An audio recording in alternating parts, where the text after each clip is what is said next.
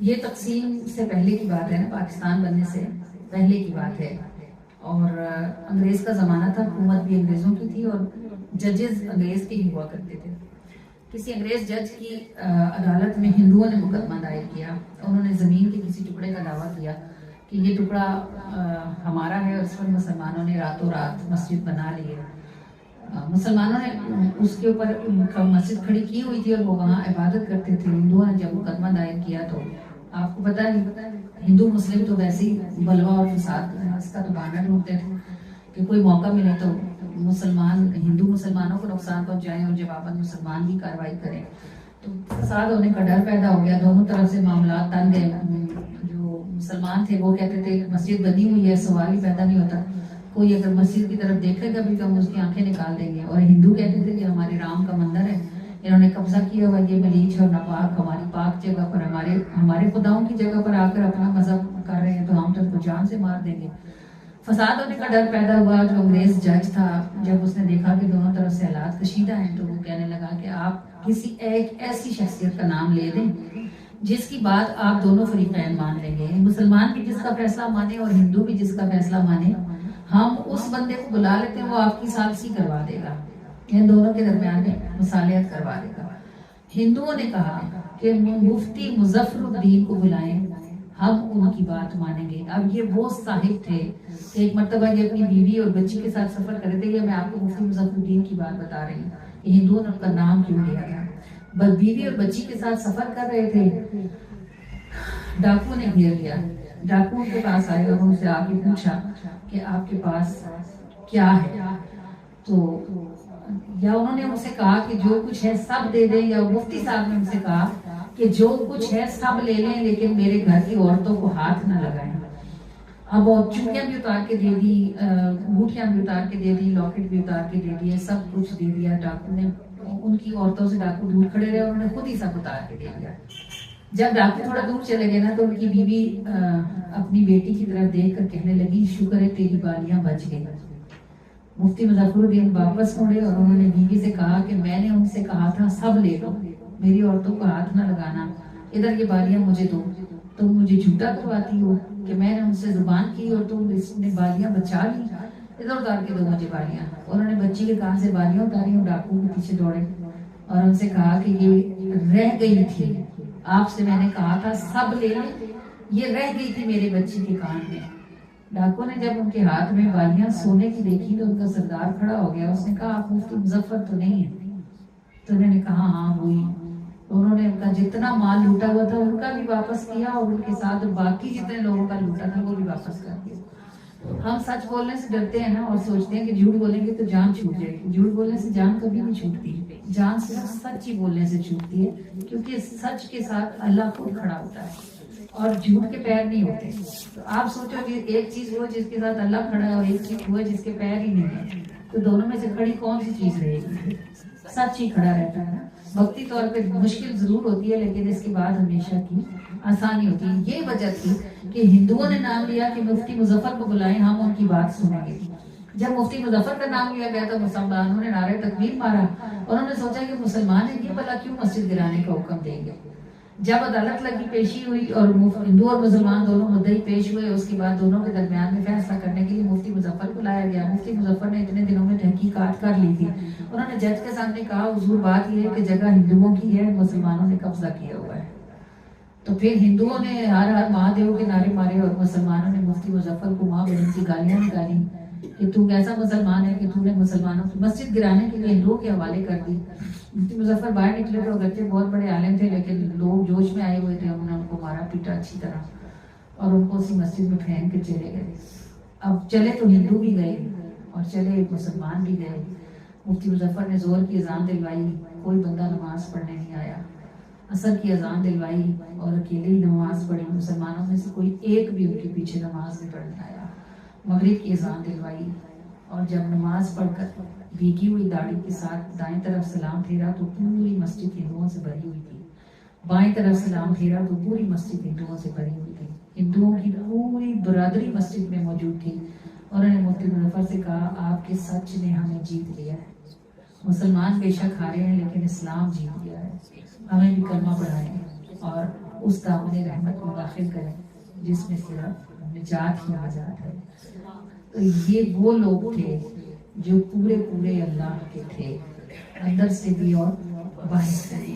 ان کے ساتھ صرف قال نہیں تھا، ان کا حال بھی تھا، اور جس کا حال ہوتا ہے وہ حال بدلنے کی طاقت رکھتا ہے۔ جو لوگ سچ کے ساتھ کھڑے ہو جاتے ہیں، وقتی طور پر کسی مشکل میں وہ ضرور پڑتے ہیں، لیکن اللہ ساتھ کھڑا ہوتا ہے تو ہارتے نہیں، ہمیشہ جیت جاتے ہیں۔ اللہ تعالیٰ آپ کو اور مجھے بھی توفیق عطا فرمائے کہ ہم بحیثیت مسلمان ہار جائیں لیکن ہم اسلام کو جیتنے دیں، اور اسلام تب ہی جیتے گا جب ہم پورے کے پورے اللہ کے ہو جائیں گے۔ ابھی ہم صرف مسلمان ہیں، اللہ کا ہونے کے لیے ہمیں مومن بننے کی ضرورت ہے، اور مومن ہونا دل کی وہ کیفیت ہے جس میں اللہ اور اس کے رسول کے سوا کسی کی نہ بات ہوتی ہے نہ کسی کی ذات ہوتی ہے۔ اللہ پاک نے یہ سفر آدھا ہمیں طے کرا دیا ہوا ہے، اس نے ہمیں مسلمان پیدا کیا ہے۔ اللہ پاک باقی آدھا بھی پورا کرنے کی توفیق دے اور ہمیں مسلمان سے مومن ہونے کا سفر اختیار کرنے کی توفیق عطا فرمائے۔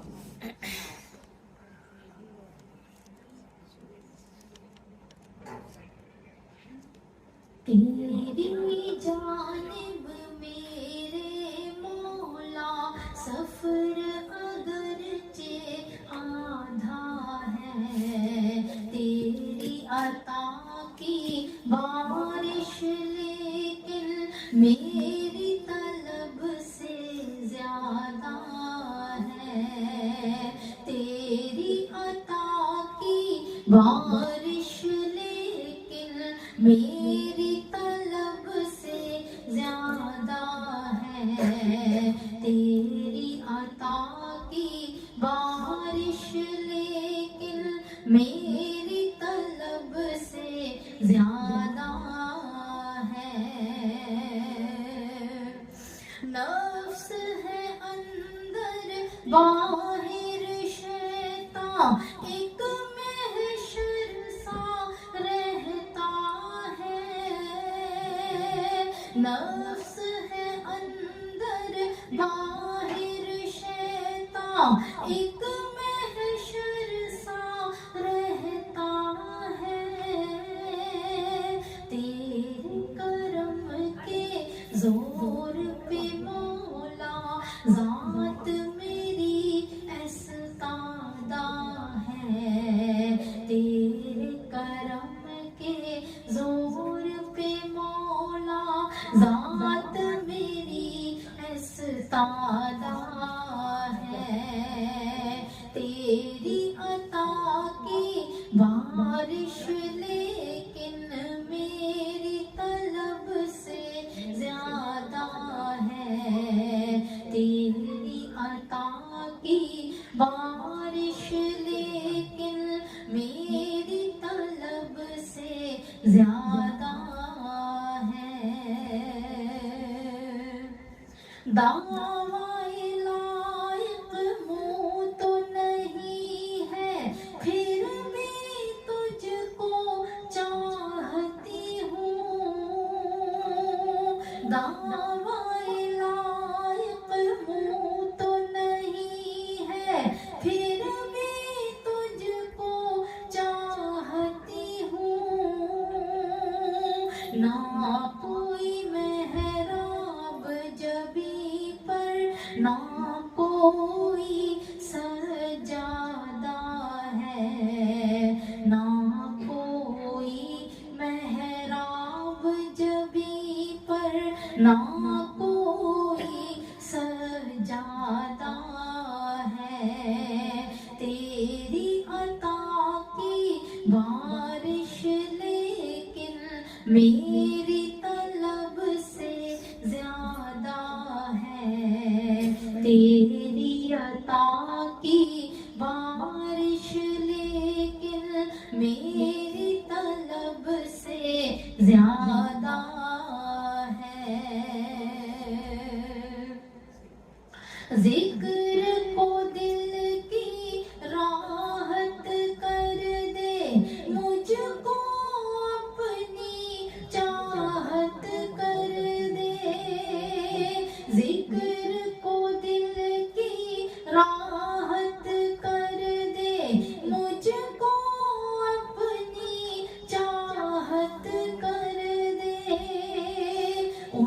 की राह चला दे मुझको, जिनका तू दिल दादा है।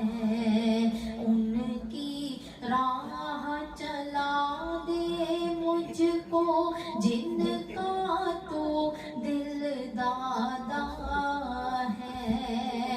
उनकी राह चला दे मुझको, जिनका तू दिल दादा है। उनकी राह चला दे मुझको, जिनका तू दिल दादा है। तेरी जानिब मेरे मौला सफर अगरचे आधा है।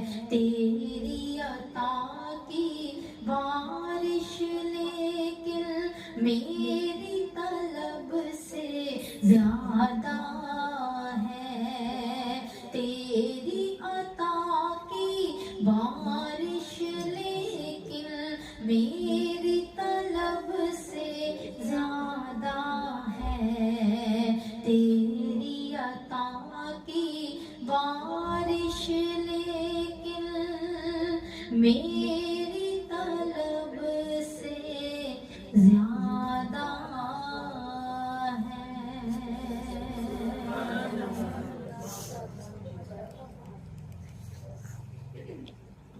अरबों अजम दे वालिया तेरे होंदे क्यों रुल जावा।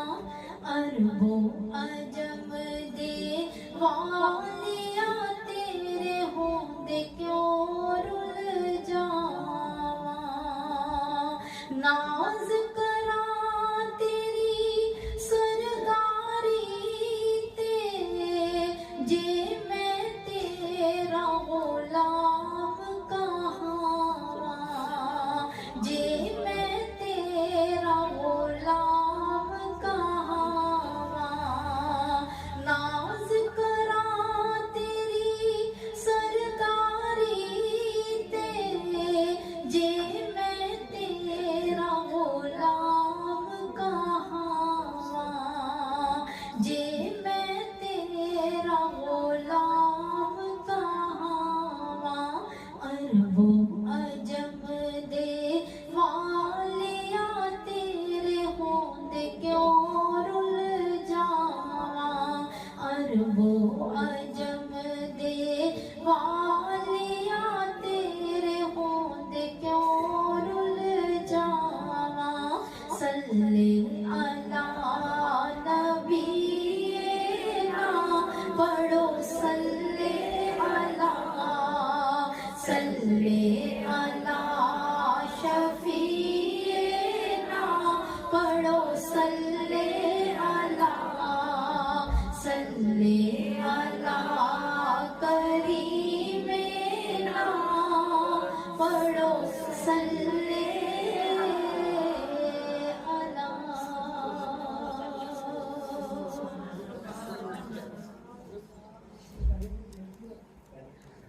अल्लाह के रसूल सल्लल्लाहु अलैहि वसल्लम से हमारे दो रिश्ते हैं। सारी दुनिया बाकी जो नबी को मानती नहीं, उन सब के लिए वो अल्लाह के रसूल हैं। और हम जो अपने नबी का कलमा पढ़ते हैं, अपने नबी पर दरूद भेजते हैं, अपने नबी की नात सुनते हैं, अपने नबी का मिलाद मनाते हैं, अपने नबी का नाम आज़ानों में सुनकर अंगूठे छूकर आंखों पर रखते हैं, हम जो अपनी मुसीबतों और मुशक्क़तों में चुपके चुपके अपनी रातों में अल्लाह के रसूल को पुकारते हैं, हम जो मदीने जाने के लिए सारी ज़िंदगी कोशिश करते, बिलखते और तड़पते रहते हैं, हमारे वो सिर्फ नबी नहीं है बल्कि वो हमारे आका भी हैं, क्योंकि हम उनके गुलाम हैं और हमने उनकी गुलामी का पट्टा अपनी गर्दन में डाल रखा है, हमने उनका कलमा पढ़ रखा है। नबी वो सारी दुनिया के हैं, हमारे नबी भी हैं और हमारे आका भी हैं। अब उन जैसों से दो रिश्ते हों तो बंदा क्यों ना खुद पर मान करे और अपने आप पर क्यों ना रश्क करे कि अल्लाह ने उसे रहमत वाले आका का غلام بنا کر بھیج رکھا ہے، وہ جن کی رحمت تمام جہانوں پر محیط ہے۔ نبی پاک صلی اللہ علیہ وآلہ وسلم کے لیے امت کی ساری عورتیں بمثل بیٹیاں ہیں۔ جیسے بیٹیاں باپ کو پیاری ہوتی ہیں، ایسی امت کی سب عورتیں رسول اللہ کو بیٹیوں کی طرح پیاری ہیں۔ اور آپ جانیے گا کہ میں نے نیک عورتیں نہیں کہا، میں نے کہا ہے عورتیں، سب عورتیں، یہ بچیاں ہیں، یہ لڑکیاں ہیں، یا ڈھیڑ عمر ہیں، یہ جوان ہیں، یا میری عمر کو پہنچی ہوئی ہیں، ہم سب خواتین اپنے نبی کو ایسی پیاری ہیں جیسے بیٹیاں باپ کو پیاری ہوتی ہیں۔ بیٹیاں اگر باپ کا دل بھی کسی بات پہ خفا کرے نا، پھر بھی باپ کا لاڈ ان سے کم نہیں ہوتا۔ غصہ وہ ضرور کرتے ہیں، ناراض ہوتا ہے باپ، ڈانٹتا ہے، خفا ہوتا ہے، لیکن سینے سے بھی وہی لگاتا ہے۔ سر سے اتری ہوئی چادر کے ساتھ سر کو ڈھکتا بھی دوبارہ وہی ہے، بند دروازہ وہی کھولتا ہے، اور وہی اپنی بیٹی کے ناز اور نخرے اٹھاتا ہے۔ نبی پاک صلی اللہ علیہ وآلہ وسلم نے اما عائشہ سے کہا، انہوں نے کوئی بات پوچھی ہوگی تو انہوں نے نبی پاک صلی اللہ علیہ وآلہ وسلم نے فرمایا کہ جب آخرت میں جنت میں دنیا کی عورتیں اور حوریں اکٹھی ہوں گی نا، تو حوریں خود پر ناز کریں گی، اور وہ دنیا کی عورتوں سے کہیں گی ہم تو کبھی بوڑھے ہی نہیں ہوئے، جب سے پیدا ہوئے ہیں تب سے جوان ہیں، اور کہیں گی کہ ہم تو کبھی ناراض ہی نہیں ہوئے، ہم ہمیشہ ہی اپنے رب سے راضی رہتی اور اس کی حمد و ثنا بیان کرتی رہتی ہیں، اور ہم تو کبھی مری ہی نہیں، ہم پر موت نہیں آئی، تم تو موت کا ذائقہ چکھ کر آئی ہو۔ ہم عائشہ فرماتی ہیں دنیا کی عورتیں کہیں گی کہ ہم نے نماز پڑھی، تم نے پڑھی؟ تو حوروں نے تو کبھی نماز نہیں پڑھی، کیونکہ جنت میں نماز نہیں ہے، وہ خاموش ہو جائیں گے۔ پھر دنیا کی عورتیں کہیں گی ہم نے وضو کیا تھا، ہم وضو کیا کرتے تھے، تم نے کبھی وضو کیا؟ تو انہوں نے تو نہیں کیا کبھی بھی، تو وہ خاموش ہو جائیں گی۔ دنیا کی عورتیں کہیں گی ہم صدقہ اور خیرات کرتے تھے، تم نے کبھی کیا؟ تو جنت میں تو کوئی ہے ہی نہیں جس کو خیرات دی جائے۔ اور دنیا کی عورتیں کہیں گی ہم دنیا میں سخت گرمی کے دنوں میں اپنے رب کی رضا کے لیے روزے رکھا کرتے تھے، تم نے کبھی روزے رکھے؟ تو یہ سب کام انہوں نے نہیں کیا ہوں گے۔ پھر دنیا کی عورتیں جنت کی عورتوں پر غالب آئیں گی۔ یہ باتیں حضرت عائشہ کو کس نے بتائیں؟ ہاں، کیوں بتائیں؟ تاکہ جب آپ کو یہ کہے نا کہ مجھ کو جنت میں 70 حوریں ملیں گی تو آپ کہیں کہ وہ ہماری کنیزیں ہوں گی۔ سمجھ آئی آپ کو یہ بات؟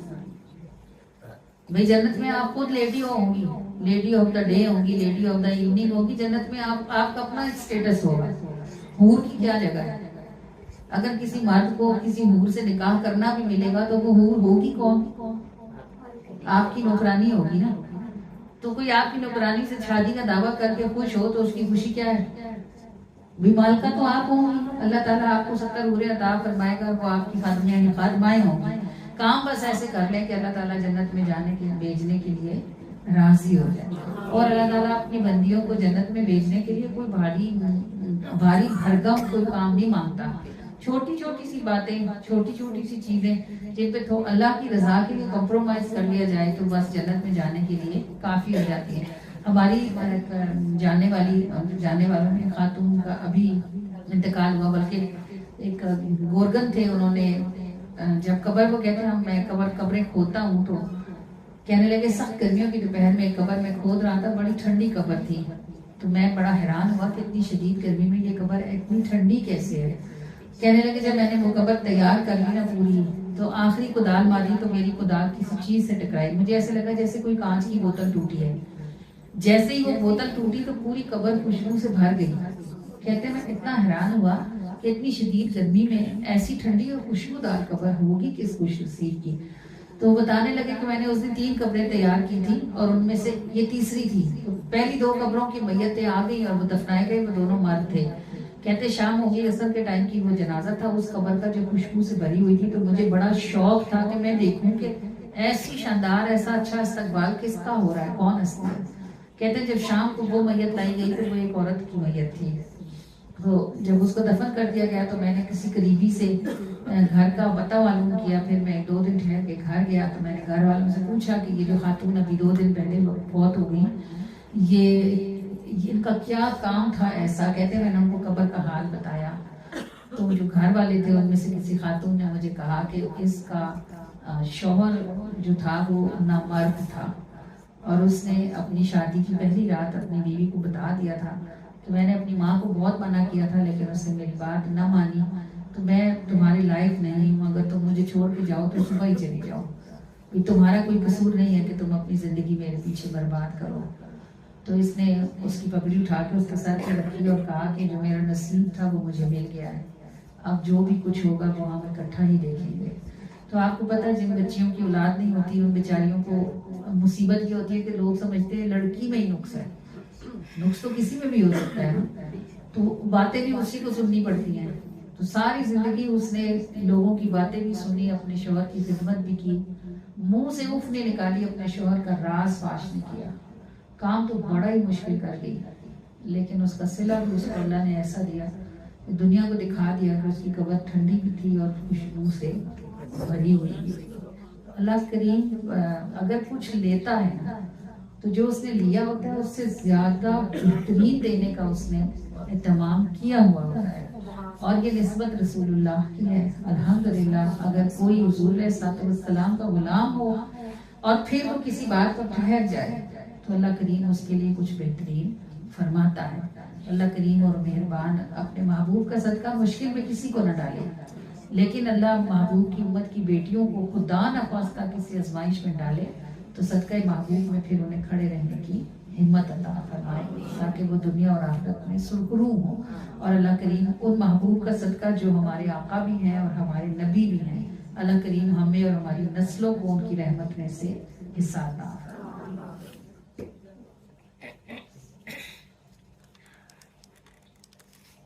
رحمت دے سمندر وچ او دے کرم دے گھیرے نے,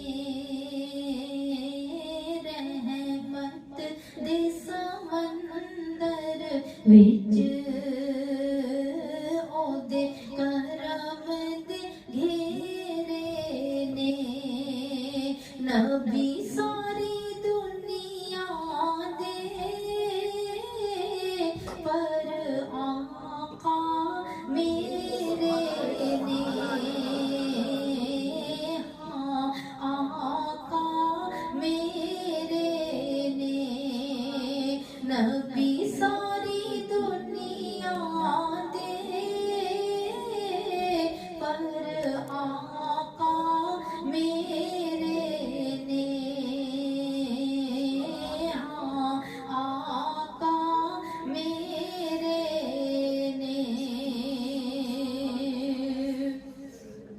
راہ لبدی میں پھر دی ساں,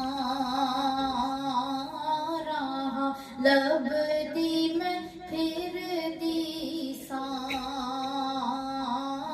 ہر قدم تے ڈگ دی ساں, ہر قدم تے ڈگ دی ساں, سرکار نظر کیتی ہوئے دور ہنیرے نے, ہوئے دور ہنیرے نے, نبی ساری دنیا دے پر آقا میرے نے,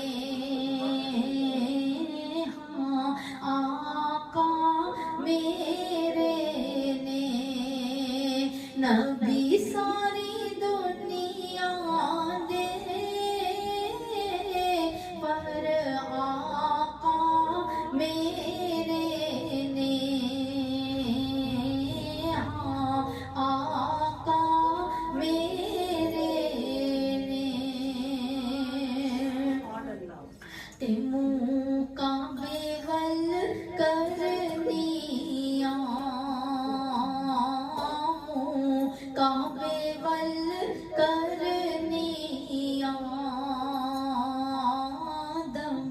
नबी दा भरनी आदम नबी दा भरनी रब कहंदा ए जा बंदीए तू ओदी असी तेरे ने तू ओदी असी तेरे ने रब कहंदा ए जा बंदीए तू ओदी असी तेरे ने तू ओदी असी तेरे ने ऐ जिक्र हुजूर दाए ऐ जिक्र हुजूर दाए कम बड़े सरूर दाए कम बड़े सरूर दाए जेड़ी महफिल विच होवे ओथे नूरियां दे फेरे ने ओथे नूरियां दे फेरे ने जेड़ी महफिल विच होवे ओथे नूरियां दे फेरे ने ओथे नूरियां दे फेरे ने नबी सारी दुनिया दे पर आका मेरे ने हाँ आका मेरे ने जेड़े जिक्र पकांदे ने जेड़े जिक्र पकांदे ने ओ खुद फरमांदे ने ओ खुद फरमांदे ने जिथे नजर ओ पांदे ने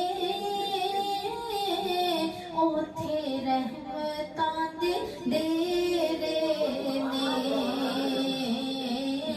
ओथे रहमतां दे डेरे ने जिथे नजर ओ पांदे ने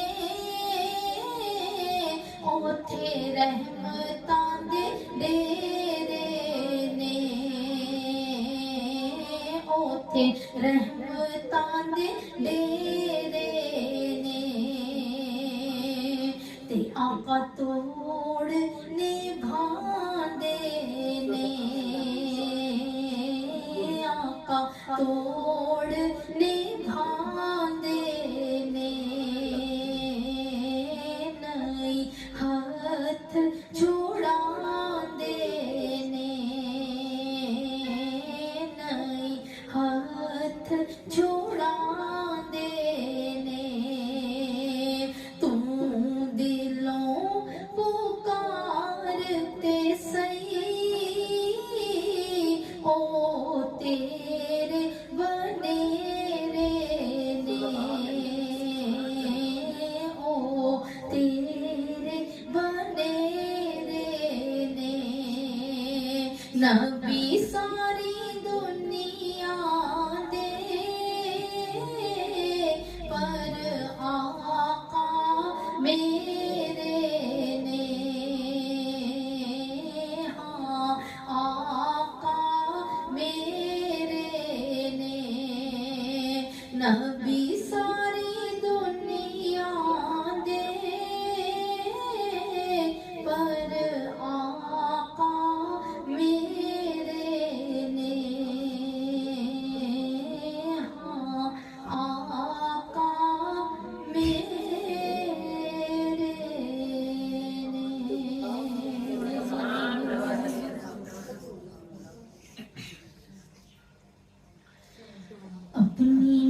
محفل میں جو تشریف بولے آتے ہیں، اپنی محفل میں جو تشریف بولے آتے ہیں، چاند چڑھتے ہیں،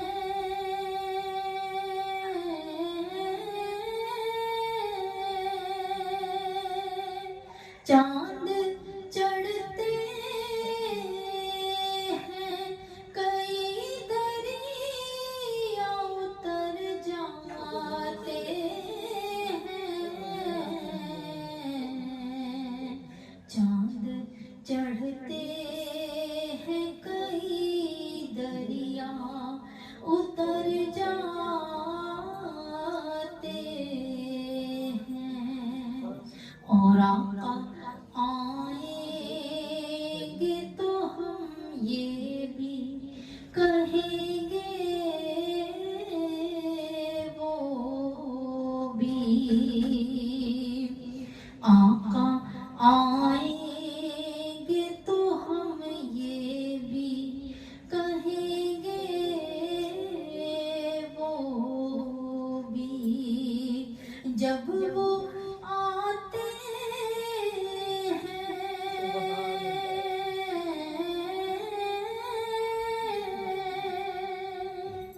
جب وہ آتے ہیں تو الفاظ بسر جاتے ہیں، چاند چڑھتے ہیں، کئی دریا اتر جاتے ہیں،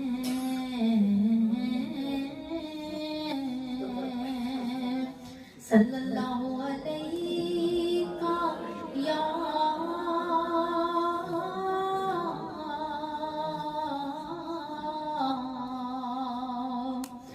یا رسول اللہ، وسلم علیکہ یا حبیب اللہ۔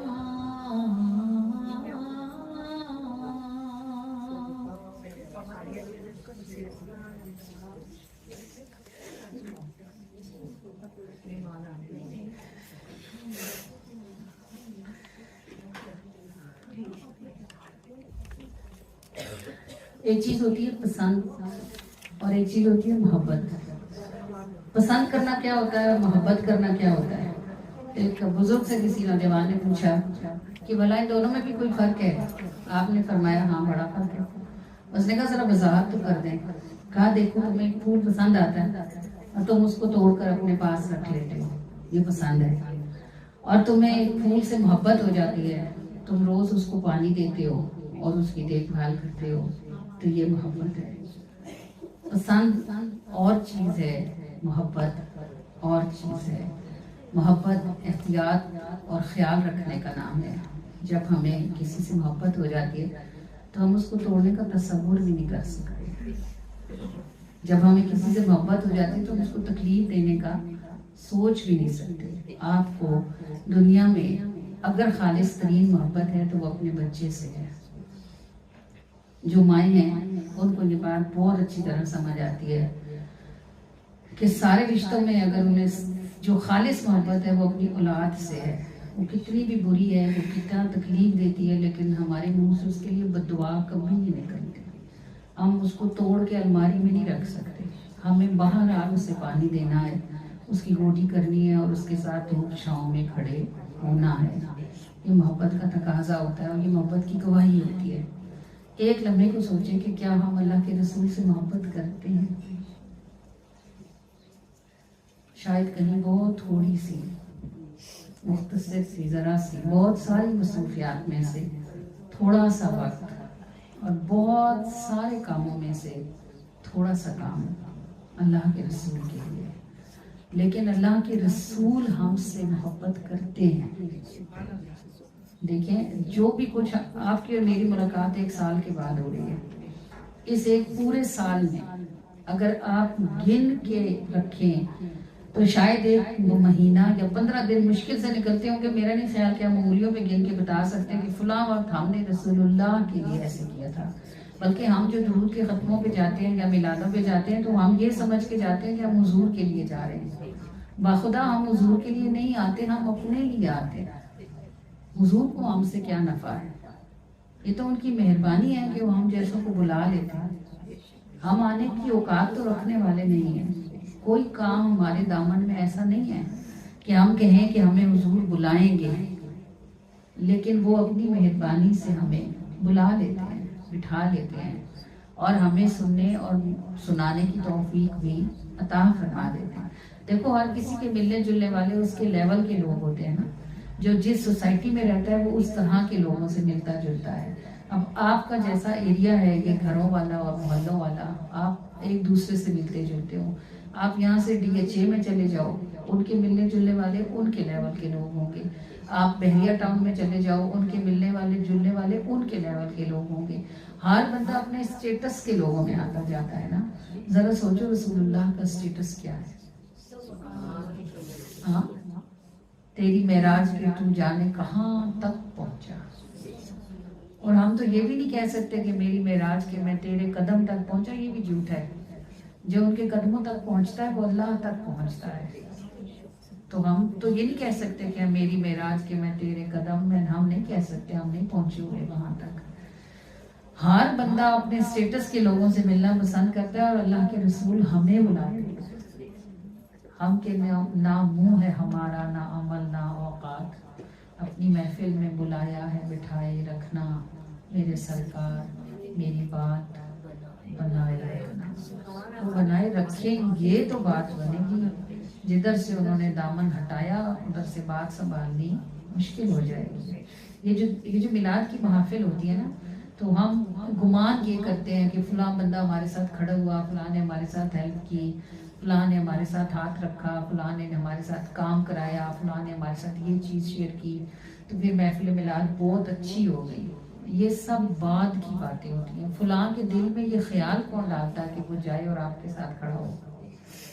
اتنی مصروف زندگی میں آپ اپنی بیٹی سے بھی ایک کے بعد دوسری دفعہ کہیں نا ذرا پانی کا گلاس دو، تو وہ کہتی ہے میں فلاں کام کر رہی ہوں، ابھی کر کے آتی ہوں. ایسا ہی ہے نا. اپنا گھر چھوڑ کے اگر کوئی آپ کے گھر آ کے کہے کہ کوئی کام ہے مجھے بتاؤ، تو اس کے دل میں یہ خیال کس نے ڈالا؟ وہی ہے نا جو اسباب بناتے ہیں. نہ صرف یہ کہ وہ ہمیں بلاتے ہیں بٹھاتے ہیں، بلکہ وہ اسباب بناتے ہیں بلانے اور بٹھانے کے، آسانی کرنے کے، اکٹھے ہونے کے. پھر جو بھی کچھ ہم خرچ کر رہے ہوتے ہیں، ہم جان خرچ کریں، ہم وقت خرچ کریں یا ہم مال خرچ کریں، خدا کی قسم ہے کہ ایک چیز بھی اس میں سے رسول اللہ کے اسٹیٹس کی نہیں ہے. ان کی جان اعلیٰ ترین ہے، ان کا مال پاک ترین ہے اور ان کا اسٹیٹس افضل ترین ہے. اور ہم تو کہیں ذروں میں بھی گننے کے قابل نہیں ہیں، پھر بھی وہ ہماری کمائیوں میں سے قبول فرماتے ہیں. یعنی اگر ہم کچھ خرچ کرتے ہیں تو وہ قبول کرتے ہیں تو ہم خرچ کرتے ہیں نا. اگر وہ نہ قبول کریں تو آپ بادشاہوں کے پاس، یہ ولیوں کے پاس بادشاہ دیناروں کی تھیلیاں لے کے جاتے ہیں، ان کے پیروں میں پڑتے ہیں، منتیں کرتے ہیں کہ آپ لے لیں. وہ ٹھوٹے مار کے بڑے کرتے ہیں کہ لے جاؤ، ہمیں اس مصیبت کی ضرورت نہیں ہے. وہ رکھتے ہی نہیں ہے نا. اللہ کے رسول رکھتے ہیں تو ہم خرچ کرتے ہیں. اگر وہ نہ رکھیں تو ہماری کیا اوقات اور ہماری کیا جرات ہے کہ ہم میلاد منائیں. اگر وہ نہ بلائیں تو ہمارا کیا منہ ہے کہ ہم آئیں. ہمارے گھروں کے دروازے بھی ہر کسی کے لیے تو کھلے نہیں ہوتے نا. کوئی ہوتا ہے جو ہمارے گھر میں داخل ہوتا ہے، جس کی ہمارے گھر میں جگہ ہوتی ہے. اگر ہم رسول اللہ کی محفل میں بلا کے بٹھائے جاتے ہیں تو آپ کو سمجھنا چاہیے نا کہ آپ کی کوئی جگہ ہے. ایسے ہی بلا لیا آپ کو حضور نے. انہوں نے پہلے آپ کو دیکھا، اور جب وہ آپ کو دیکھتے ہیں تو وہ صرف آپ کا چہرہ نہیں دیکھتے، بلکہ جب وہ آپ کو دیکھتے ہیں تو وہ آپ کو آپ کے خیال تک دیکھتے ہیں، آپ کے دل کی گہرائی تک دیکھتے ہیں، آپ کی سوچ تک آپ کو دیکھتے ہیں.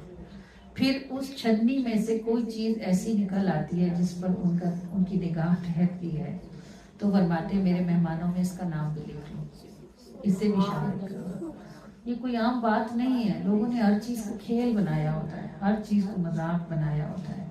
वो महफिलें जिनमें आंखें गीली होती हैं, वो महफिलें जिनमें आंसू आते हैं, वो महफिलें जिनमें नरमियाँ दिल नरम हो जाते हैं, वो महफिलें बगैर निगाह की महफिलें नहीं होती। ना उनमें आने वाले खुद आते हैं, बल्कि वो बुलाए जाते हैं, बिठाए जाते हैं। आने वालों में और बुलाए जाने वालों में बड़ा फर्क होता है। जिनको बुलाया जाता है, जिनको बिठाया जाता है, उनकी कैफियत होती है, उनका हाल होता है, उनके चेहरों से पता चल रहा होता है। तो अगर रसूलुल्लाह किसी को बुलाते हैं तो बुलाने से पहले देखते भी तो होंगे ना। अब आज जब अपना चेहरा आईने में देखो तो एक दफ़ा खड़े होकर ख्याल करना कि मुझे हुजूर ने देखा है। अगर हुजूर ने देखा है तो ये चेहरा जहन्नुम में नहीं जाना चाहिए।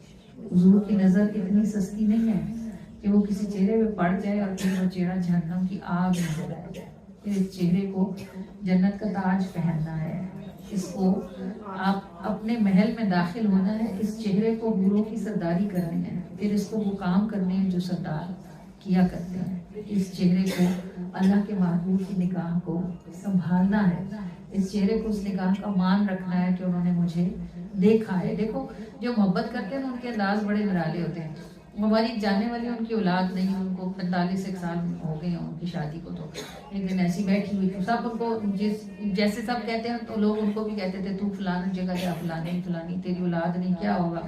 एक दिन उनको सब सारे फैमिली वाले बैठे तो उन्होंने कहा देखो नहीं कुड़ी, और तेरे भी 2 बेटे, तेरे भी 4 बेटे, तेरी 3 बेटियां, उसकी देखो अल्लाह ने फरिश्तों को कहा इन्हें 2 देव नहीं, 3 देव नहीं, 5 देव नहीं। अल्लाह ने जब मुझे देखा ना तो अल्लाह ने मुझे ऐसे किया, इन्हों नहीं देना।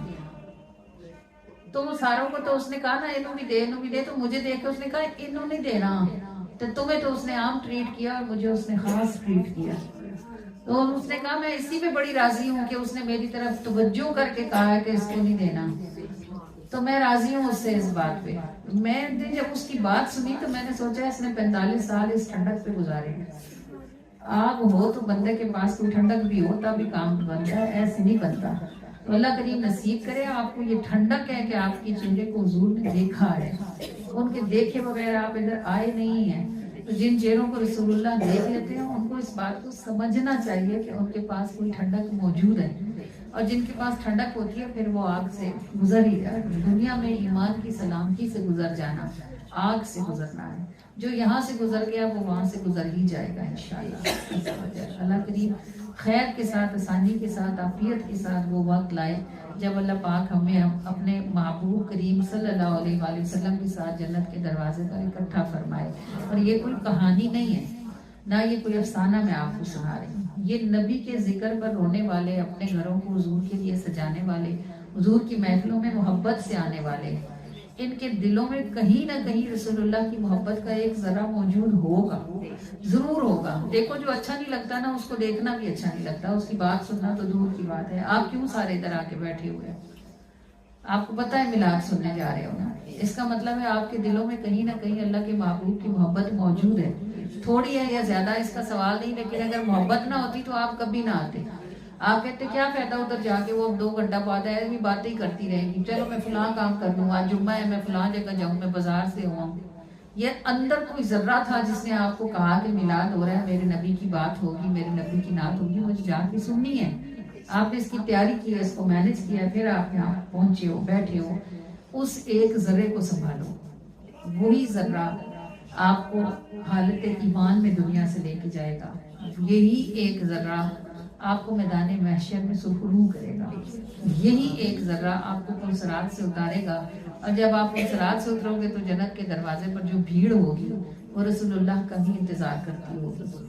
बस जब हम पुलसरात से उतर जाएंगे इंशाअल्लाह अज़्ज़ा वजल, तो उस भीड़ में खड़े होकर अल्लाह के रसूल का इंतजार करेंगे इंशाअल्लाह ताला। अल्लाह करीम ने जैसे हमें यहाँ इकट्ठा किया, अल्लाह करीम हमें वहाँ भी अच्छी जगह पर हुजूर के सदके से इकट्ठा करने की शान रखने वाला है।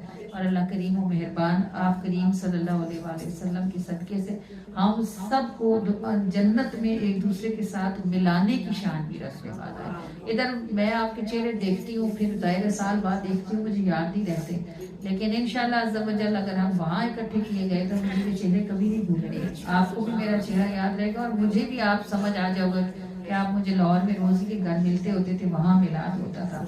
अल्लाह पाक हमारे गुमान सच फरमाए और अल्लाह करीम व मेहरबान یہاں اور وہاں ہمیں آپ کریم صلی اللہ علیہ وآلہ وسلم کے ذکر کی صدقے سے اکٹھے رہنے کی توفیق اور سعادت عطا فرمائے۔ میرے گھر میں آئی نبی کی سواری، سواری پہ قدموں پہ جاؤں میں واری، میرے گھر میں آئی نبی کی سواری، سواری کے قدموں پہ جاؤں میں واری، غلاموں کی محفل میں آقا کی آمد، غلاموں کی کیا خوب قسمت سواری، غلاموں کی محفل میں آقا کی آمد، غلاموں کی کیا خوب قسمت سواری، میرے گھر میں آئی نبی کی سواری، سواری کے قدموں پہ جاؤں میں واری، محبت کے درجے اگر جدا تھے مگر دل سے سب آپ پر ہی فدا تھے، محبت کے درجے اگر جدا تھے مگر دل سے سب آپ پر ہی فدا تھے، سبھی کو تمنا، سبھی کو تمنا تھی نظر کرم کی، کسی کی نہ آقا نے کی دل آزاری، سبھی کو تمنا تھی نظر کرم کی، کسی کی نہ آقا نے کی دل آزاری، میرے گھر میں آئی نبی کی سواری، سواری کے قدموں پہ جاؤں میں واری، غلاموں کی محفل میں آقا کی آمد، غلاموں کی کیا خوب قسمت سواری،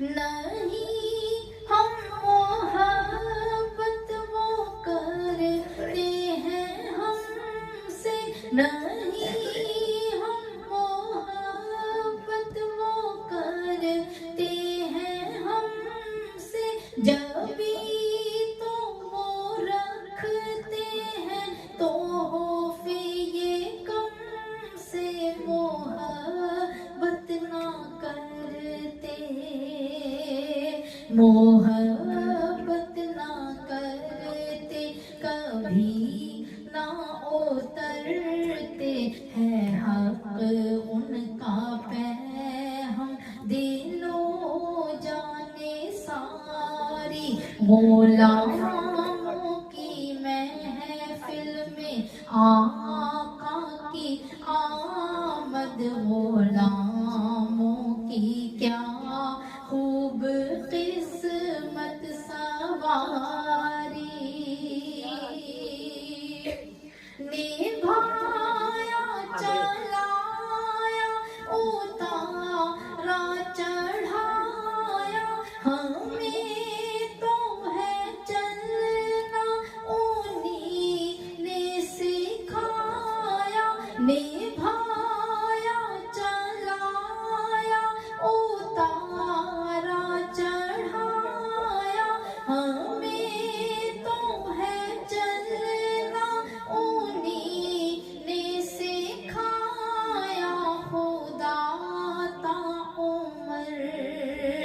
خدا تا عمر اس سفر میں ہی رکھے پھرایا بلاوا پھرائی ہے باری خدا تا عمر اس سفر میں ہی رکھے پھرایا بلاوا پھرائی ہے باری میرے گھر میں آئی نبی کی سواری سواری کے قدموں پہ جاؤں میں واری غلاموں کی محفل میں آقا کی آمد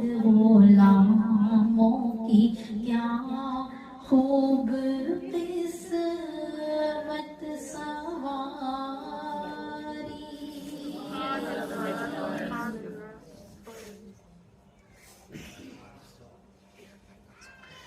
جن رستوں سے چل کر میرے آقا مجھ تک آئیں گے پھول ستارے کلیاں نہیں آنکھیں راہ میں پائیں گے پھول ستارے کلیاں نہیں آنکھیں راہ میں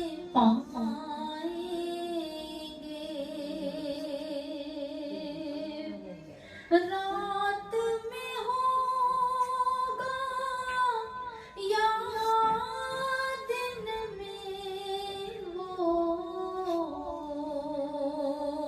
لمحہ کب تک آئے گا دید کی پیاسی آنکھوں کو دیدار عطا فرمائیں گے دید کی پیاسی آنکھوں کو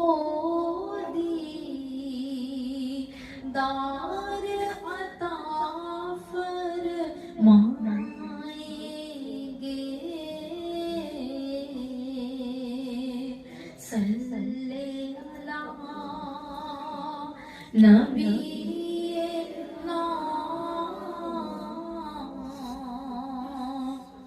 صلی اللہ محمد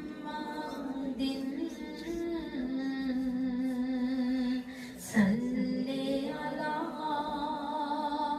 شفیعنا صلی اللہ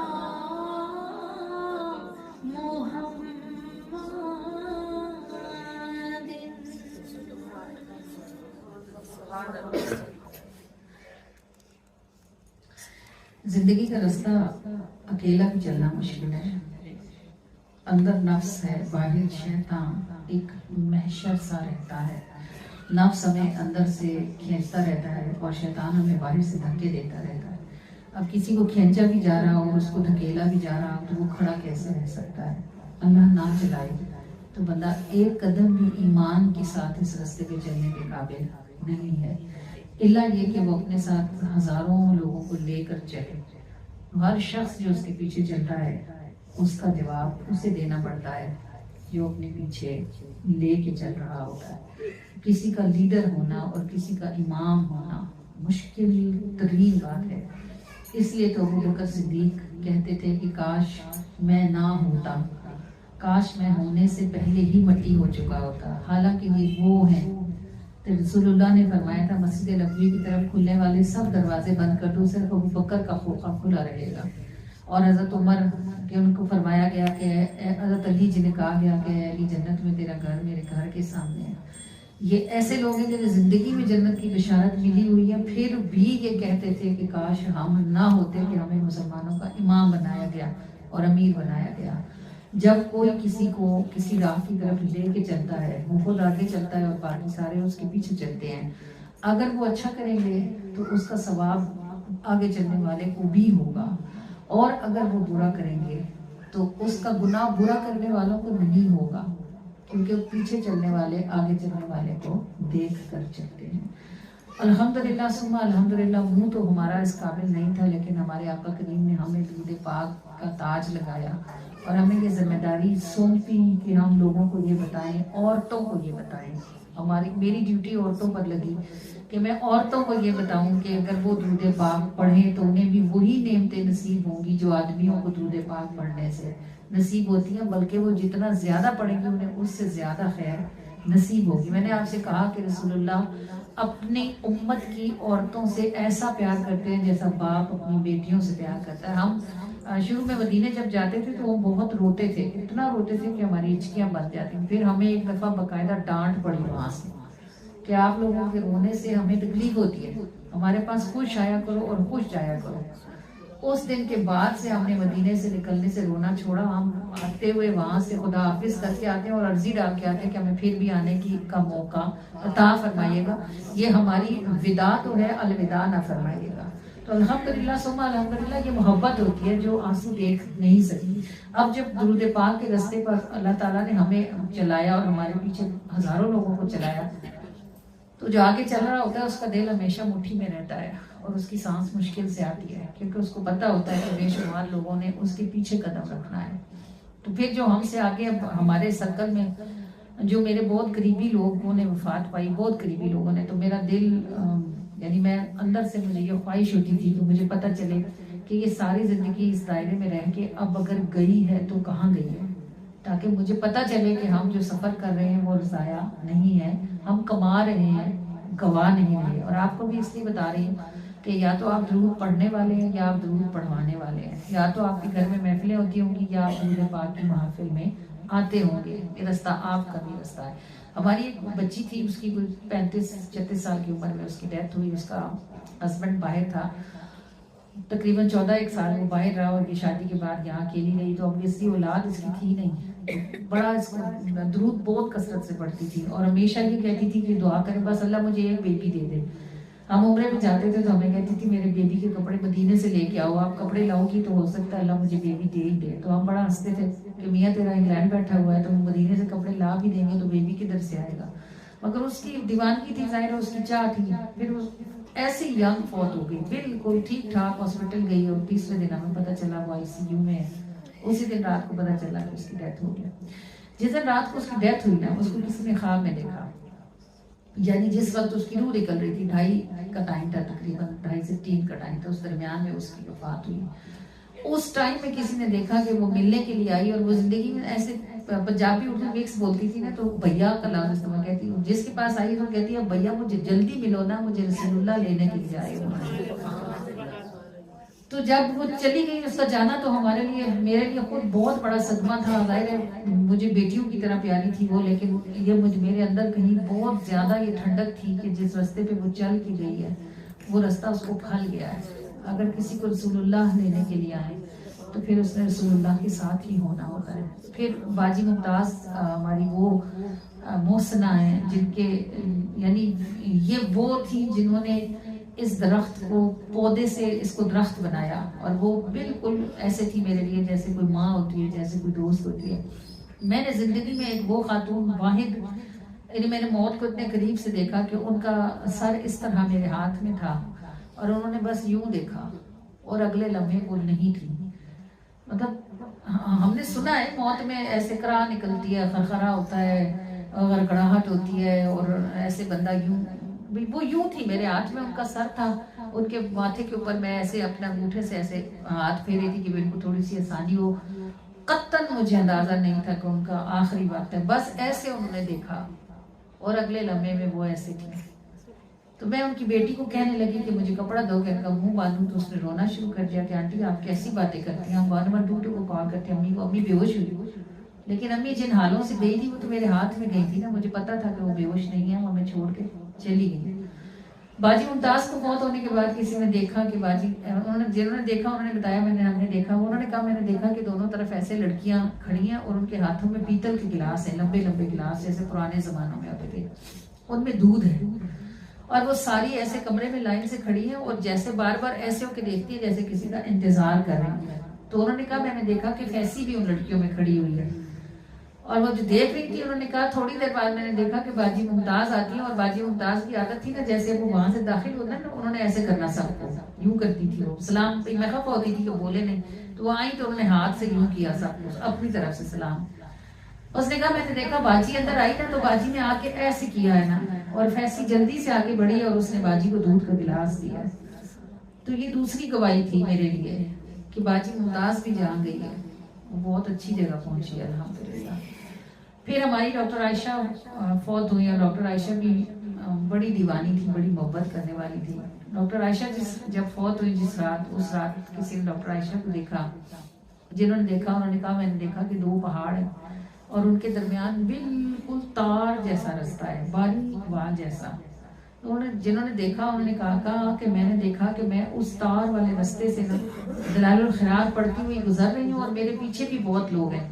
اس نے کہا امدارس کی بہت ساری عورتیں میں نے دیکھی, ان سب کے ہاتھوں میں دلائل الخیرات شریف تھی. ہم دلائل الخیرات پڑھ رہے تھے, ہم ایک دوسرے سے باتیں کر رہے تھے اور ہمیں بالکل نہیں پتا چل رہا تھا کہ ہم کسی بال کے اوپر سے گزر رہے ہیں. کہتی جب میں اس سے دوسرے پہاڑ پہ پہنچی نا اور جب میں نے نیچے دیکھا تو میرا دل نکل کے باہر آ گیا. میں نے کہا ہم اتنے مشکل رستے سے کیسے پار ہو گئے. تو کہتی عائشہ دوسری طرف کھڑی تھی, پار ہوئی بھی, وہ مسکرائی اور انہوں نے کہا درود پڑھتے ہوئے پار ہو گئے. ثم الحمدللہ. اللہ کریم یہ چند باتیں ہیں, 2-3 باتیں ہیں جو آپ کو میں نے بتائی. مجھے کسی کا ایک اور کوئی خاتون تھی, انہوں نے مجھے کہا میں نے آپ کا گھر دیکھا.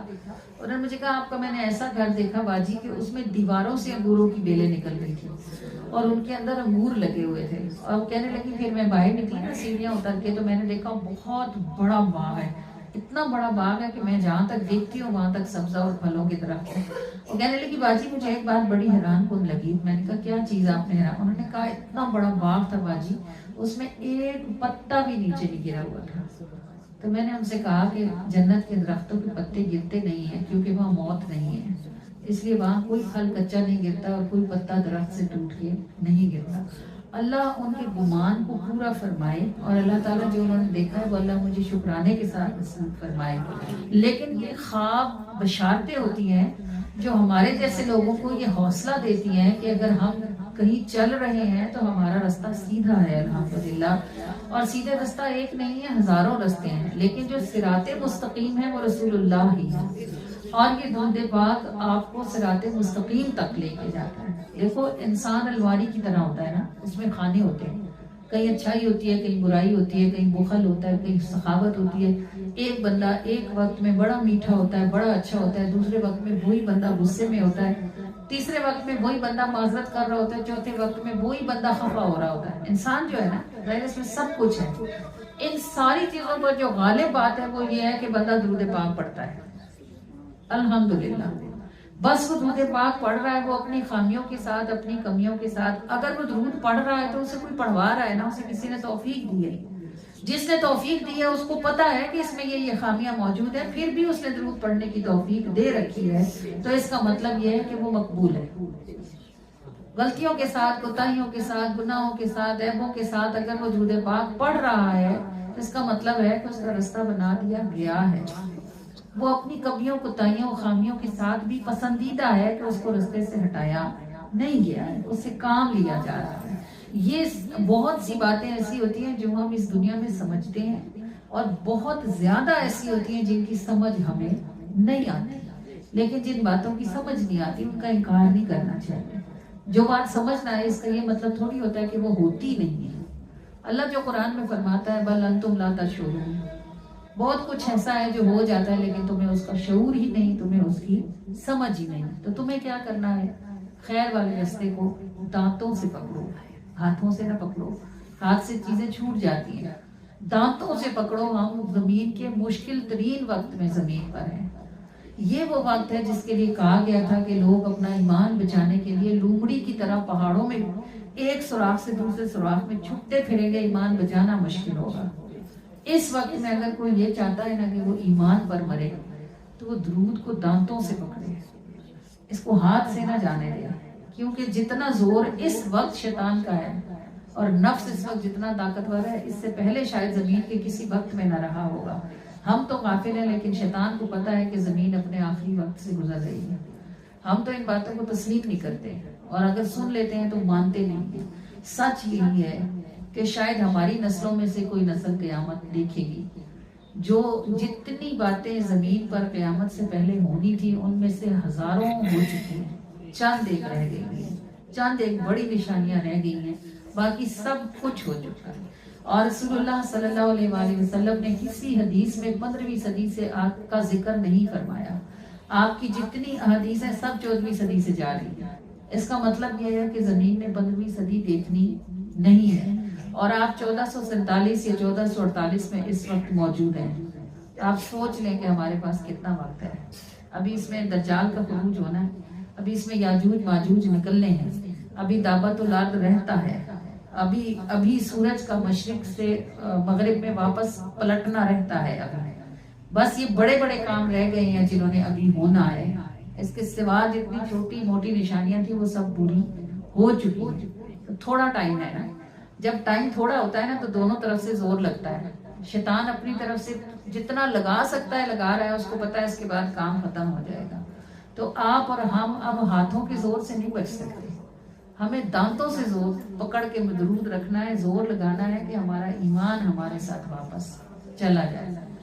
کامیابی یہی ہے. لوگ سمجھتے ہیں بچے ہو گئے کامیابی، شادیاں ہو گئی کامیابی، گھر بن گئے کامیابی، نوکریاں مل گئی کامیابی. یہ چھوٹی چھوٹی کامیابیاں ہیں. اگر ایمان پر نہ مرے تو ان سب چیزوں کا کیا کرو گے؟ بچوں کا کیا کرو گے؟ گھر کا کیا کرو گے؟ نوکری کا کیا کرو گے؟ گاڑی کا کیا کرو گے؟ ایمان پر نہ مرے تو یہ ساری چیزیں یہ تمہارے کس کام آئیں؟ کماؤ، ہر چیز کے لیے محنت کرو، تھکو.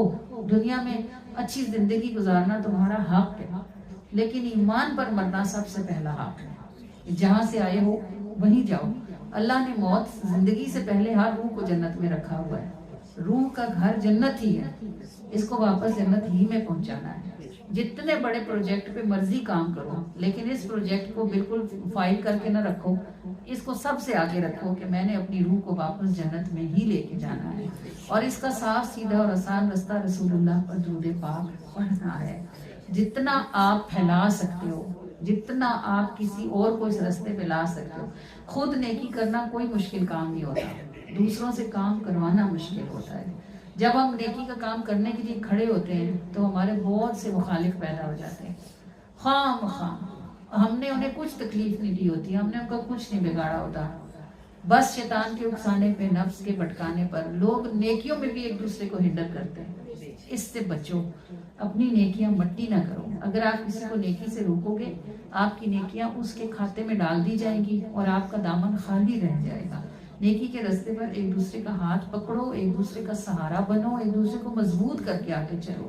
ہم سارے لوگ تو درود نہیں نہ پڑھتے، بڑے لوگ درود پڑھنے کے مخالف بھی ہیں. اگر خود درود پڑھنے والے ایک دوسرے سے الجھنے لگیں گے کہ تو مخالفوں کو تو اور رستے ملیں گے، تو آپ کے چراغ بجھ جائیں گے.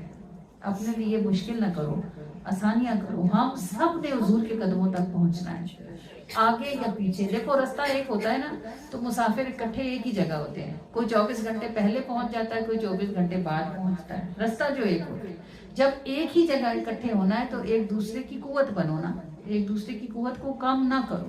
اللہ تعالی ہم سب کو ہاتھوں میں ہاتھ ڈال کر رسول کریم صلی اللہ علیہ وآلہ وسلم کے قدمین شریفین تک پہنچنے کی توفیق عطا فرمائے. اور یہ صرف کہانی، افسانہ، بات یا نصیحت نہیں ہے، یہ آج کے دن کا سب سے بڑا سچ ہے کہ ہمیں دنیا میں ہی نہیں آخرت میں بھی کامیاب ہونا ہے، اور آخرت میں کامیاب ہونے کے لیے ہمیں درود پاک کو ہاتھوں سے نہیں دانتوں سے پکڑنا ہے، اس کو مضبوط لینا ہے، اسے اپنی اگلی نسل تک پہنچانا ہے، اسے لوگوں میں پھیلانا ہے، اور اپنے بعد اور چراغ جلانے ہیں تاکہ ہم نہ رہیں تو کوئی ہمارے پیچھے کام کرنے والا رہے، یہ روشنی جائے آگے تاکہ ہماری اگلی نسلیں گمراہ نہ ہوں۔ آپ کو پتہ ہے قیامت جن لوگوں پر آئے گی وہ سب کافر ہوں گے، کوئی ایک بھی ان میں سے مسلمان نہیں ہوگا، اور 40 برس پہلے بچے پیدا ہونے بند ہو جائیں گے، قیامت سے 40 سال پہلے اولاد بند ہو جائے گی، کیونکہ 40 سال کی عمر تک جو ہے انسان بالغ ہوتا ہے نا،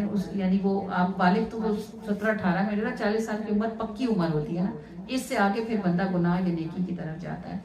40 سال کی قیامت سے پہلے اولاد بند ہو جائے گی، بچے نہیں ہوں گے، اور جب اولاد بند ہو جائے گی تو اس کا مطلب یہ ہوگا کہ جو پیچھے والے روشنی والے لوگ ہیں وہ مر جائیں گے اور آگے سب اندھیرا ہوگا، پھر قیامت قائم ہوگی۔ جب تک آپ زندہ ہو اپنی ذمہ داری کو سمجھو، ہر عورت کو چاہیے کہ وہ اپنے حصے کا چراغ روشن کرے اور اپنے حصے کا کام کرے، جو خیر ہم سے آگے جانے والے درود سے اٹھا چکے ہیں، اللہ تعالیٰ ہمیں بھی درود خوانی سے وہ خیر اٹھانے کی توفیق عطا فرمائے، جس طرح وہ کامیاب ہو گئے اور اللہ نے ان کو اچھی جگہ عطا فرمائی، ایسے اللہ کریم ہمیں بھی کامیابیوں کی منزلوں تک اترنے کی توفیق عطا فرمائے، اور اللہ پاک اچھی منزلیں ہمیں بھی نصیب فرمائے۔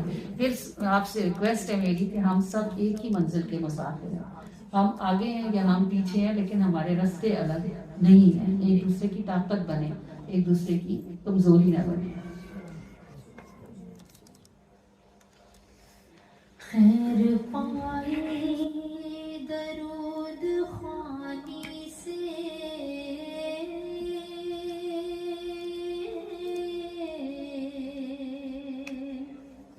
زندگی کٹ گئی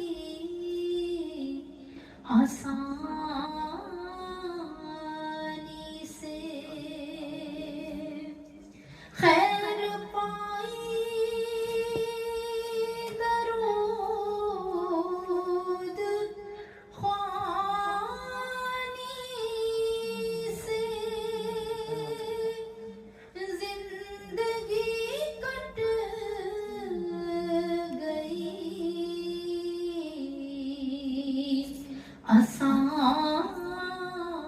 آسانی سے،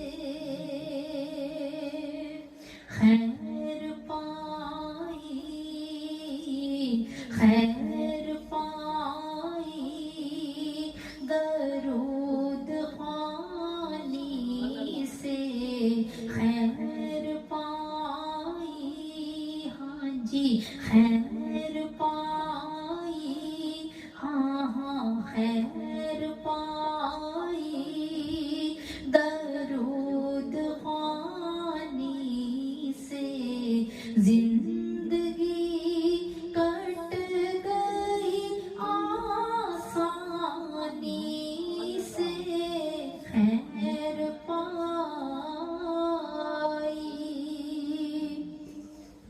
کتنا مشکل تھا عمر کا رستہ،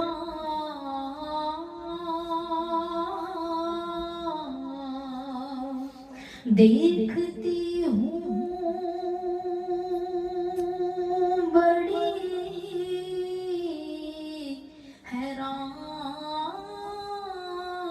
حیرانی سے، کتنا مشکل تھا عمر کا رستہ، دیکھتی ہوں بڑی حیرانی سے، خیر پائی خیر پائی درود خوانی سے، زندگی کٹ گئی آسانی سے، خیر پائی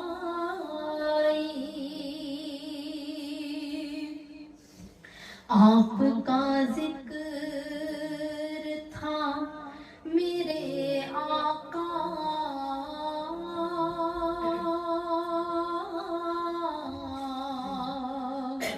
بہہ گئے سب پہاڑ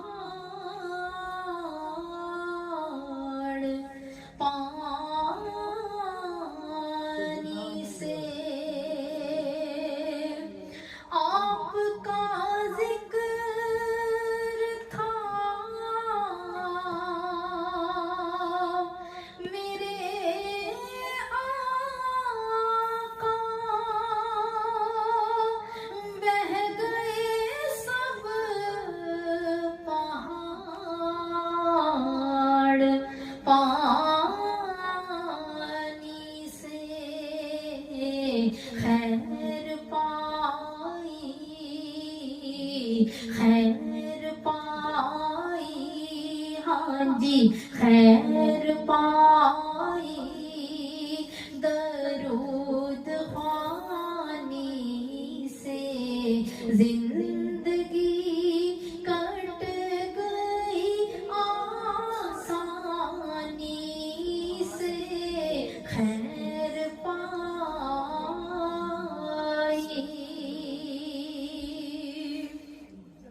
ساتھ جو آپ کا میسر تھا،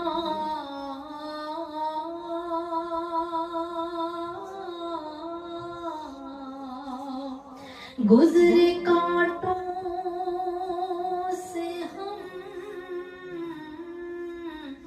روانی سے،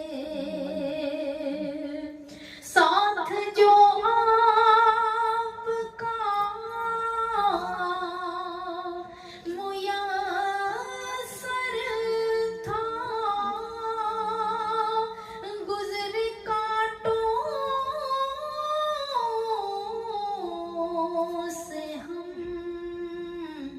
روانی سے،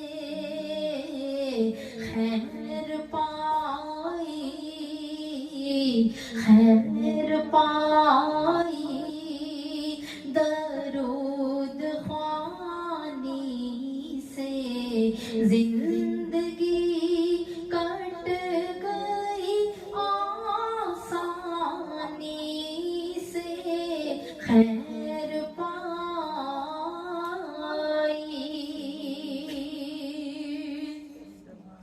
یا رسول اللہ موت سے پہلے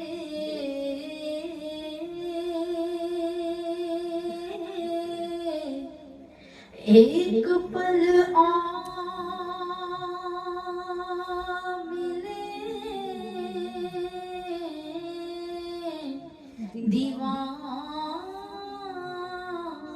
دیوانی سے،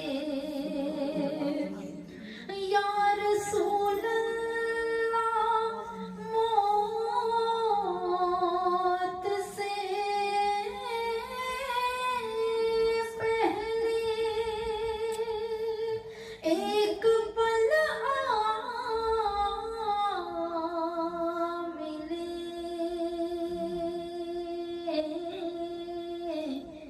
دیوانی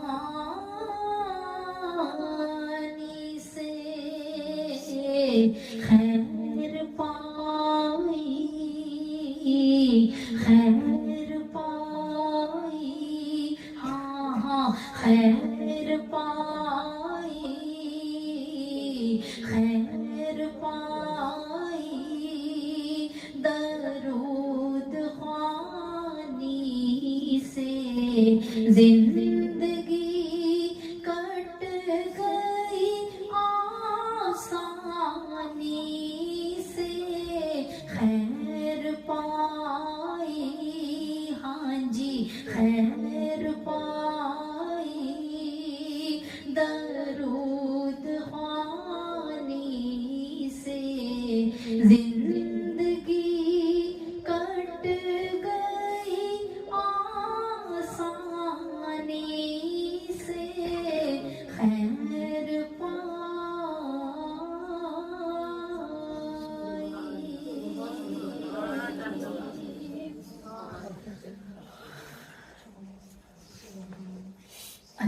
اللہم صلی علی سیدنا محمد اللہم صلی علی سیدنا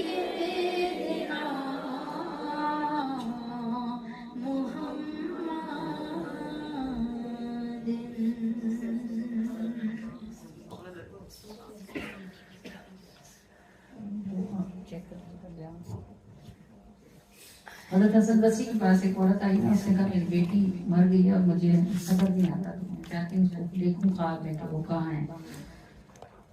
حضرت حسن بصری نے اسے کچھ پڑھنے کے لیے بتایا، نفل بتائے عشاء کے بعد کہ 2 نفل پڑھیں اور یہ پڑھیں اور پھر سو جائیں، آپ اپنی بیٹی کو دیکھیں گی۔ تو اس نے دیکھا تو بیٹی بڑے برے حال میں تھی، اس کے ہاتھوں پیروں میں آگ کی زنجیریں تھیں، اس کے جسم پہ آگ کا لباس تھا، اور پوری طرح چیخ چلا رہی تھی، بہت بری حالت تھی۔ وہ اس حالت میں اس نے دیکھا تو اس کی آنکھ کھل گئی، اٹھ کے بیٹھ گئی، بار بار سر جھٹکتی تھی، بار بار منہ دھوتی تھی اور روتی تھی۔ صبح مشکل سے ہوئی، صبح ہی تو حسن بصری کے پاس پہنچی اور اس نے کہا حضور میں نے دیکھ تو لیا لیکن مجھے تو قرار نہیں آتا، میری بیٹی تو بہت بری حالت میں ہے۔ حضرت حسن بصری علیہ رحمہ نے 70,000 درود پاک پڑھا ہوا تھا۔ آپ نے اسی وقت وہ درود پاک اپنے دل میں نیت کر کے اس بچی کو بخش دیا۔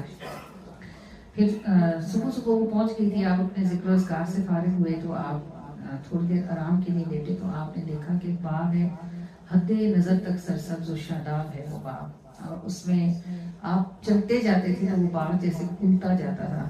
تو چلتے چلتے انہیں ایک جھولا نظر آیا بہت خوبصورت، اور اس پہ نورانی تاج لگا کر ایک بہت حسین و جمیل لڑکی بیٹھی ہوئی تھی۔ تو حسن بصری نے اپنی نگاہ جھکا دی اور آپ وہاں سے گزرنے لگے تو اس نے آواز دی اور کہا کہ اے حسن مجھے پہچانتے نہیں؟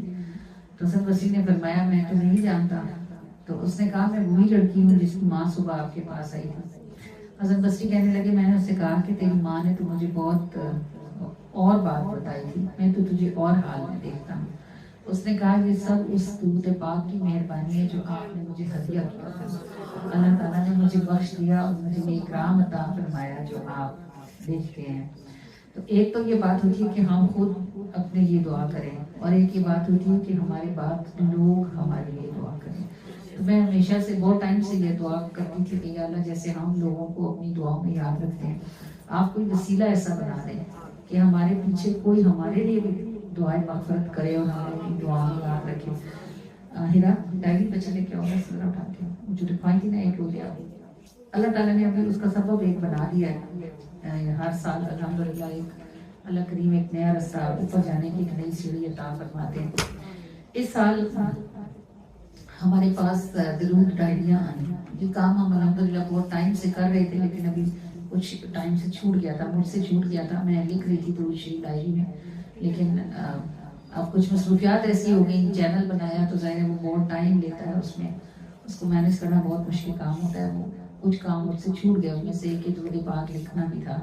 الحمدللہ صدقے جاؤں اپنے آقا کریم کے، انہوں نے اس کام کو باقاعدہ ایک منظم طریقے سے اس کو دوبارہ سے سٹارٹ کروا دیا۔ اب ہمارے پاس درود پاک کی ڈائریاں کسی نے چھپوائی ہیں، انہوں نے ہمیں تقسیم کرنے کے لیے بھیجی ہیں۔ اور درود پاک لکھنے کا نفع یہ ہے کہ رسول اللہ صلی اللہ علیہ وسلم، امام طبرانی نے اس کو اپنی مسند میں روایت کیا ہے، اس حدیث کو فرماتے ہیں کہ اللہ کے رسول صلی اللہ علیہ وسلم نے ارشاد فرمایا کہ جو کوئی کسی کتاب میں میرا نام لکھے اور اس میں مجھ پر درود پاک لکھے تو جب تک وہ درود لکھا رہے گا اللہ کے فرشتے اس کے لیے مغفرت کی دعا کرتے رہیں گے۔ تو اب یہ وہ دعا ہو گئی نا پوری کہ ہمارے پیچھے بھی کوئی ہمیں اپنی دعاؤں میں یاد رکھے۔ اگر ہمارے بچے ہمیں یاد رکھتے تو وہ کتنا یاد رکھتے، جب تک ان کے اپنے بچے بڑے نہ ہوتے انہیں ماں باپ یاد رہتے ہیں، پھر اپنی مصیبتیں شروع ہو جاتی ہیں تو بندہ بھول ہی جاتا ہے نا۔ ہمیں بھی اپنے دادا کا نام پتہ ہے، شاید ان کے والد کا بھی پتہ، اس سے آگے والوں کا تو ہمیں نام بھی نہیں پتا کہ وہ کون تھے، کون کس کو یاد رکھتا ہے۔ یہ درود پاک کی ڈائری اس دفعہ یہاں آپ کے لیے ہدیتاً موجود ہے، الحمدللہ تحفتاً ہے، یہ تحفے میں آپ لے سکتے ہیں اس کو ہدیے میں۔ اس ڈائری میں آپ نے کرنا کیا ہے کہ اس میں آپ نے ہر روز ڈیٹ ڈالنی ہے اور 5 دفعہ درود شریف لکھنا ہے، بس 5 دفعہ۔ اس میں بہت سارے درود لکھے ہوئے ہیں، ورنہ آپ جو پڑھتے ہیں صلی اللہ علی محمد وہ بھی آپ لکھ سکتے ہیں، صلی اللہ علیہ حبیبہ محمد وہ بھی آپ لکھ سکتے ہیں۔ इसको दरमियान में से ये ब्लैंक इसके जो पेजेस हैं ना, आप इसको ऐसे दरमियान से इसको लाइन लगा लें, ऐसे लाइन लगा लें और एक साइड पे डेट डालें और 5 दफ़ा ग्रुप लिख लें, फिर डेट डालें 5 दफ़ा। मैंने इस तरह की डायरी जो मैंने 2011 में शुरू की थी वो मेरी 2017 में ख़त्म हुई। इतना टाइम, अगर आप अपनी ज़िंदगी में इस डायरी को भरने में कामयाब हो जाते हैं तो आप अंदाज़ा करें कि पूरी डायरी दुरूद लिखे हुए से भरी हुई होगी और ये जब तक रखी रहेगी उस वक्त तक फरिश्ते आपके लिए मग़फ़िरत की दुआ करते रहेंगे। तो ये इतने रास्ते हैं चलने को और इतनी आसानी है चलने के लिए, बस अल्लाह हमें उठाने की तौफीक अता फरमाए। ये दुरूद पाक की डायरियाँ इस दफ़ा आपके लिए तोहफ़तन यहाँ मौजूद हैं। अभी सलाम के बाद आप इनकी डायरी लेंगे और इसके साथ आप अपना फ़ोन नंबर मुझे देंगे। हम दुरूद डायरी ग्रुप हमने बनाया है, जो भी ये डायरी लेगा वो अपना व्हाट्सएप नंबर हमें देगा, हम उसको ग्रुप में ऐड करेंगे। उसने हर हफ्ते के दिन इस डायरी की पिक बना के उस ग्रुप में शेयर कर देनी है कि मैंने इस पूरे हफ्ते में दुरूद पाक लिखा है।